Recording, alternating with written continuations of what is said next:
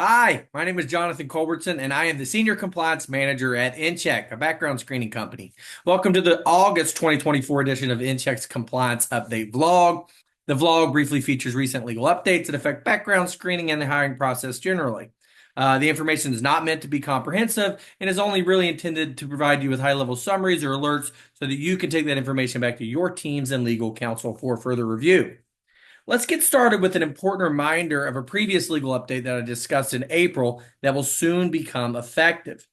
On September 3rd, 2024, Los Angeles County's Fair Chance Ordinance for Employers, or FCO, will take effect.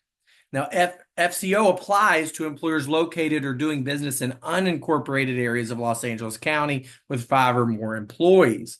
Fortunately, Los Angeles County's website does have an LA County jurisdiction lookup tool where an address can be searched so that employers can find out if they are in an unincorporated area.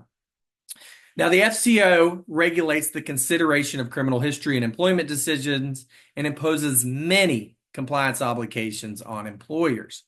Among numerous other things, the ordinance, 1, regulates what must and must not be included in job postings. 2, mandates notification requirements if the employer intends to conduct a review of criminal history information. Specifically, the employer must first list particular information in the offer letter. 3, it regulates inquiry into certain types of criminal history. So, for example, an employer is generally not allowed to inquire into a conviction that is more than 7 years old.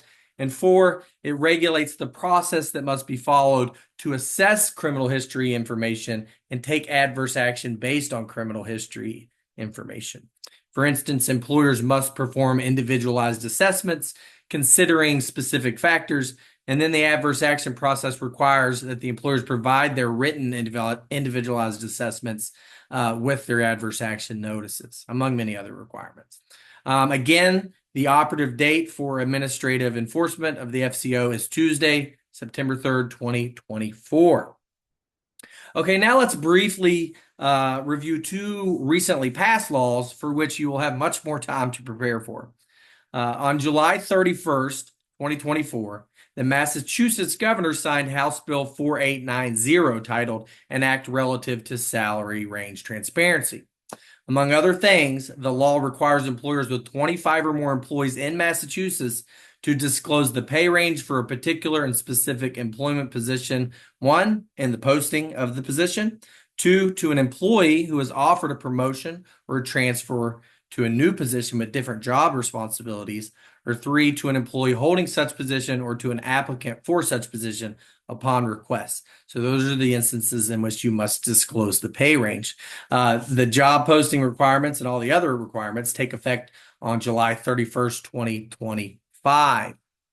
And last, Illinois passed House Bill 3773, which amends the Illinois Human Rights Act, or IHRA, to regulate the use of artificial intelligence, or AI. So AI is defined in the statute as machine-based systems that, for explicit or implicit objectives, infers from the input it receives how to generate outputs such as predictions, content recommendations, or decisions that can influence physical or virtual environments. I know that's a lot. May have to go back and reread the definition of AI. It also includes generative artificial intelligence, and that is further defined in the statute. And that is an automated computing system that, when prompted with human prompts, it can produce outputs that simulate human-produced content. So what does the bill do? It mandates that if an employer is using AI, they got to provide notice to the employee. Additionally, the bill prohibits an employer's use of artificial intelligence with respect to conditions of employment if it has an effect of subjecting employees to discrimination on the basis of protected classes under the IHRA. Further, it prohibits employers from using zip codes as proxy for protected classes. Now, that bill takes effect January 1, 2026. Highly recommend you go and take a look at that, because the definitions alone are complex, and you'll want to know exactly what falls under those definitions. That concludes today's compliance updates. Thank you for joining me, and I ask that you please join me again next time for some more compliance updates. Take care.